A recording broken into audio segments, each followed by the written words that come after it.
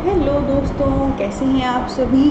आप सभी का ही हार्दिक स्वागत और हार्दिक अभिनंदन करती हूँ मैं प्रीति मल्याल, इंडिया के सबसे पहले पॉकेट फ्रेंडली चैनल और ऐप पॉकेट पढ़ाई पर। तो इससे पहले कि आज का लेक्चर मैं शुरू करूँ ना, जल्दी से हमारे एक तो चैनल को सब्सक्राइब कर लो पॉकेट पढ़ाई को, और वीडियो को लाइक कर दो। आज की वीडियो भी ऑसम ब्लॉसम होने वाली है। और हाँ, क्या आप आने वाले किसी भी स्टेट के set, net, MP, PhD entrance को लेकर तैयारी करना चाहते हैं इंग्लिश लिटरेचर में, तो जस्ट अभी डाउनलोड भी कर लो ये पॉकेट पढ़ाई ऐप, जिसका लिंक वीडियो की डिस्क्रिप्शन में दिया गया है, जहाँ पे माइंड ब्लोइंग इंग्लिश लिटरेचर के कोर्स आपका वेट कर रहे हैं, ऐसी मस्त क्वालिटी ऑफ कंटेंट के साथ जो हम आपको चैलेंज करते हैं पूरे इंडिया में कहीं नहीं मिलेगा, और वो भी पॉकेट फ्रेंडली रेट पे, जो हमेशा औरों से सस्ता है और औरों से सबसे बेहतरीन है क्वालिटी में।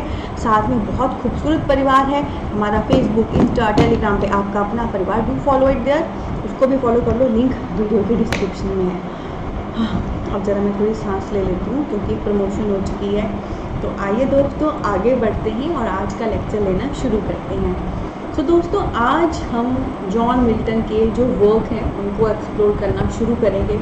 पिछला लेक्चर था जॉन मिल्टन पार्ट 1, जिसमें मैंने उनकी पर्सनैलिटी, पर्सोना लिया, उनके वर्क थोड़े बहुत मिक्स लेवल पे हमने लिया। अब हम बारी बारी से जॉन मिल्टन के वर्क लेना शुरू करेंगे।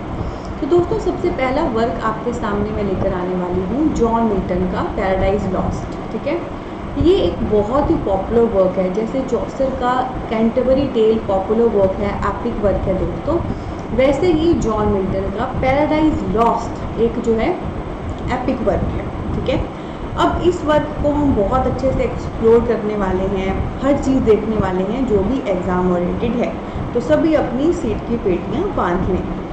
दोस्तों सबसे पहले पैराडाइज लॉस्ट को लेकर जो मैं आपको बताना चाहती हूँ कि इस वर्क को लिखना शुरू किया था 1658 में। तो मिल्टन भाई साहब ने पैराडाइज लॉस्ट को लिखना शुरू किया था 1658 में। ठीक है, और उसके बाद इसको बेसिकली उन्होंने ब्लैंक वर्स में लिखा है। ब्लैंक वर्स होता है खाली ताली। ठीक है, जैसे हम कोई चीज़ लिखते हैं पर अगर उसमें एक रिदम है प्रॉपर, वो रिदम प्रॉपर एक स्पेसिफिक मीटर यूज़ करने की वजह से आती है। जब हर सेंटेंस में आप एक ही मीटर की चीज़ यूज़ कर रहे हो जो लैंग्वेज से संबंधित टर्म है, तो एक रिदम आती है। जैसे मैं बोलूँ आज नहीं है खाना खाना, मैं बनाऊंगी यही बहाना, मम्मी मारे जो मुझे ताना, ना ना ना, है ना। तो ये जो चीज़ आई इससे एक रिदम आई क्योंकि इसमें एक जैसा मीटर यूज हुआ है। पर कई बार क्या होता है, जब आप कोई चीज़ लिखते हो, हालांकि आप पोइट्री फॉर्म में उसको लिख रहे हो, तो पोइट्री है तो ऑब्वियसली रिदम आनी चाहिए, रिदम यानी कि वो मैच करना चाहिए। पर आप उसको लिखती बार हर सेंटेंस में एक जैसा मीटर यूज़ नहीं करते, एक जैसी मीटर नहीं यूज़ करते, उस वजह से वो रिदम नहीं आ पाती है, तो वो ताली नहीं होती है, वो खाली ताली हो जाती है, और उसे कहते हैं हम ब्लैंक वर्स, खाली ताली। ठीक है, तो अगर किसी पोएम में लिखती बार आप प्रॉपर एक जैसे मीटर का यूज़ कर रहे हो और एक प्रॉपर रिदम आ रही है, वो आपकी रिदम वाली पोइट्री हो गई। पर अगर किसी चीज़ में आप मीटर तो यूज़ कर रहे हो पर हर सेंटेंस में मीटर कहीं ना कहीं अलग है, कि प्रॉपर रिदम नहीं आ पा रही है, उसे हम कहते हैं ब्लैंक वर्स। ब्लैंक हो गया खाली, वर्स हो गया पोइट्री, खाली पोइट्री, खाली ताली जो बजी नहीं। ठीक है, जिसमें एक रिदम नहीं। क्लियर, समझ आ गया ना। और दोस्तों 1667 में फिर वो इसकी पूरी 12 बुक्स लेकर आए थे। ठीक है, तो 58 में उन्होंने लिखना शुरू किया था और 67 में जाकर उनकी जो है 12 बुक्स आ गई थी। एक खास बात है, नो डाउट पैराडाइज लॉस्ट एक एपिक वर्क है, महान वर्क है मिल्टन का, पर ये उन्होंने अपनी ब्लाइंडनेस, अंधेपन के फेस में लिखा है। मैंने पिछले लेक्चर में आपको बताया था मिल्टन ने 3 शादियां की हैं और मिल्टन एक समय के बाद अंधे हो गए थे। तो ये जो एपिक वर्क है, ये महान वर्क उन्होंने अपने अंधेपन के तौर पे किया है। ये दोस्तों एक एपिक वर्क है। एपिक होता है हमारी लॉन्ग नरेटिव हीरोइक पोएम। ठीक है, जैसे आपकी रामायण है, महाभारत है, कितनी लंबी लंबी है ना, पोएम है क्योंकि उनमें रिदम है। हीरोइक उसमें गाथा है किसी न किसी की, रामायण में राम भगवान की है एंड महाभारत में श्री कृष्ण भगवान की है और काफ़ी लंबी है। ठीक है, तो लॉन्ग हीरोइक नरेटिव पोएम होता है लंबी लंबी ऐसी पोइट्री जो किसी का हीरोइज्म, किसी के बारे में बढ़ाता जो है शो कर रही हो। सो पैराडाइज लॉस्ट जिसकी 12 किताबें आई हैं, जिसको लिखना 58 में शुरू किया मिल्टन ने, जो 67 में 12 बुक्स बन के आई, इस वर्क को लिखने में समय भी बहुत लगा, इस वर्क में बुक्स भी बहुत ज़्यादा हैं और ये एक लॉन्ग नरेटिव हीरोइक फॉर्म है, काफ़ी लंबी है। हीरोइक इसमें कुछ ना कुछ हीरोइज्म है, भगवान की इसमें बात की गई है, उनके सुपीरियर होने की बात की गई है और पोइट्री ऑब्वियसली इसमें रिदम मौजूद है।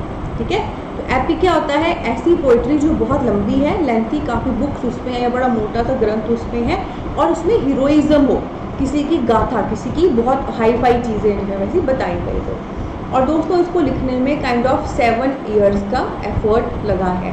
तो 58 से 67, 7 to 8 ईयर्स लगे इसको लिखने में। तो ये एक एक पॉइंट ना एक एक MCQ है। ठीक है, इकट्ठा भी आ सकता है एग्जाम में, अलग अलग भी आ सकता है, तो ध्यान से देखिए। उसके बाद दोस्तों पैराडाइज लॉस्ट के बारे में मैं आपको कहना चाहूँगी, क्योंकि ये इतना महान वर्क था तो इसको कुछ फर्दर महान वर्क से कंपेयर किया गया है। जैसे डांटे जो हैं उनके वर्क डिवाइन्स कॉमेडिया से इसको कंपेयर किया गया है। इनफेरेनो हैं उनके वर्क पुरगैटोरियो पैराडाइज से इसे कंपेयर किया गया है। ठीक है, तो मैंने जस्ट अभी बताया है काफ़ी फेमस वर्क था और आज तक ये वर्क जाना जाता है, माना जाता है। तो महान राइटर के महान वर्क से इसे कंपेयर किया गया है। ठीक है जी, डांटे के वर्क डिवाइन्स कॉमेडिया से और इनफेर्नो के वर्क पुरगैटोरियो पैराडाइज से। ठीक है, ये आपने ध्यान रखना है। और इसके अलावा दोस्तों जो लेमेराइट हैं हमारे राइटर, उन्होंने बकायदा एक कमेंट भी किया था। ठीक है, क्या किया था? It was a dream of Puritan felled asleep over his Bible. तो लेमेराइट ने मिल्टन के इस वर्क को लेकर क्या कहा? ये बेसिकली एक ड्रीम है, जो एक पुरितन था वो बाइबल के ऊपर ही सिर रख के सो गया, यानी कि बाइबल एक रिलीजियस ग्रंथ है। ठीक है, उसके ऊपर वो सो गया और फिर उसके मन में ये थॉट आया और उसने इतना महान ये वर्क लिखा। पैराडाइज लॉस्ट दोस्तों एक रिलीजियस वर्क ही है, गॉड को लेकर, शैतान को लेकर यहाँ बात की गई है। अच्छाई कैसे महान है, कैसे बुराई पे जीतती है, अंत में जो भी वो अच्छाई जीतती है उसकी बात की गई है, जो बाइबल भी बताती है। ठीक है, सो लेमेराइट ने उसी एक सेंस को शो करने के लिए कहा कि ये एक ड्रीम था एक पुरितन का जो बाइबल पे सो गया और उसको ये आया। ठीक है, पुरितन क्या होते हैं? हम पुरितन एज कर रहे हैं, जो रिलीजियस रिजिडनेस अपने वर्क में शो करते हैं, जो धर्म को मेन फोकस रखते हैं, जो कि इस वर्क में भी मेन फोकस है। ठीक है, तो ये दोस्तों हमारा जो है पैराडाइज लॉस्ट में भी हमारे 2-3 लेक्चर आएंगे, एक लेक्चर हो गया। अब आगे बढ़ने से पहले मैं कुछ बहुत इंपॉर्टेंट बात बताना चाहती हूँ। पिछले लेक्चर में जॉन मिल्टन का पर्सोना, पर्सनैलिटी, उनका थोड़ा बहुत वर्क बुक मैंने बताया, पर कौन सी चीज़ें गूगल करनी थी वो मैंने पिछले लेक्चर में नहीं बताई थी, तो उनको मैं यहाँ बता रही हूँ। तो एक तो आपने वर्ड्सवर्थ को गूगल कर लेना है। ठीक है, और उसका जो सोनेट था लंदन वो गूगल कर लेना है। कैविलियर पोएट्स गूगल कर लेनी है। लाइसीडास जॉन मिल्टन का वर्क गूगल कर लेना है। L'Allegro second Penseroso John Milton का वर्क गूगल कर लेना है। जॉन मिल्टन के work Arcades Comus on his blindness को गूगल कर लेना है। मिल्टन का वर्क इकोनोक्लास्टर को गूगल कर लेना है। मिल्टन का work doctrine and discipline of divorce और टेट्राकॉर्डन जो है गूगल कर लेना है। तो पिछले लेक्चर में सिर्फ मैंने पढ़ा दिया था, बताया नहीं था। इसमें से कैविलियर पोएट्स तो आप ऑलरेडी पीछे भी कर चुके हो, तो फिर भी इन तीनों स्लाइड्स में जो भी करने वाला है गूगल बेसिकली वर्क ही है, वो मैंने आपको बता दिया, आपने जरूर गूगल कर लेनी है। और बिल्कुल टॉप पे 4-4, 5-5 लाइनें आएंगी, वो आपने नोट डाउन कर लेनी है। इसके अलावा दोस्तों नेक्स्ट अब हम पैराडाइज लॉस्ट करना शुरू कर चुके हैं, तो अभी पैराडाइज लॉस्ट में काफ़ी कुछ आएगा। अभी तो इसका एक पार्ट हुआ जिसमें इससे संबंधित खास बातें मैंने आपसे शेयर की। आने वाले लेक्चर में I will be sharing with you जो इसकी 12 किताबें हैं, 12 किताबों की मेन खास बातें क्या हैं। यही खासियत है इन नोट्स की, इन लेक्चर्स की जो आपके सामने आ रही हैं, कि आपको पूरी 12 किताबें नहीं पढ़नी है। ठीक है, आपको सारा मैं यहीं पे दे दूँगी। हर बुक में जो खास बात है, मेन पॉइंट्स होंगे, मेन करेक्टर्स होंगे, मेन इवेंट्स होंगे, मैं यहीं आपको बता दूँगी। वो आपको मैं आने वाले लेक्चर में करने को दूँगी। तो एक बार ये पैराडाइज लॉस्ट पूरा हो जाए तो मैं आपको कह दूँगी इसको गूगल कर लेना, और एक बार जब ये पूरा मिल्टन पूरा हो जाएगा, मिल्टन इसके सारे वर्क, तो मैं आपको एंड में कह दूँगी मिल्टन को गूगल कर लेना। ठीक है, इतना समय आपको मुझसे पढ़ते हुए हो गया है, इतनी एजेस हम कर चुके हैं, कर रही हैं, तो एक आइडिया तो आपको लग ही गया है कि एक एक पॉइंट, एक एक MCQ है। कोई भी राइटर, कोई भी वर्क, कोई भी टर्म, कोई भी कॉन्सेप्ट, कोई भी थ्योरी, कोई भी थ्योरिस्ट, कोई भी क्रिटिसिज्म, कोई भी क्रिटिक, सब हमने गूगल करना है। पूरी लिस्ट आपके सामने आ रही है, आपको अच्छे से समझाया जा रहा है, आपको गाइड किया जा रहा है, आपको पॉजिटिव रखा जा रहा है, आपको मोटिवेट किया जा रहा है, ट्रैक पे रखा जा रहा है। बस साथ साथ में ना करते चलो, एक मैं एक आप, ठीक है। ताली दो हाथों से बजती है ना, मैं अपना आपको गाइड करूँगी, आप भी साथ में फॉलो करो, फिर देखो कैसे मैजिक होता है, ठीक है जी। तो आज मैंने पिछले लेक्चर का भी बता दिया क्या गूगल करना है। अगर थोड़ा सा डाउट होगा तो पिछला लेक्चर साथ में देख लेना, जॉन मिल्टन पार्ट 1, ये था जॉन मिल्टन पार्ट 2। तो आने वाले लेक्चर में हम लेंगे पैराडाइज लॉस्ट की जो 12 किताबें हैं उनको और भी देखेंगे और आगे बढ़ेंगे। इसी नोट पे अलविदा। ऐप डाउनलोड कर लिया है ना, वो फ़ोन नंबर भी दिया है वीडियो के डिस्क्रिप्शन में, कोई दिक्कत होगी बिंदास व्हाट्सएप और मैसेज करने का, ठीक है जी। और फेसबुक, इंस्टा, टेलीग्राम पे भी कर लेना फॉलो, बार बार बोलने की जरूरत नहीं पड़नी चाहिए। Okay, take care.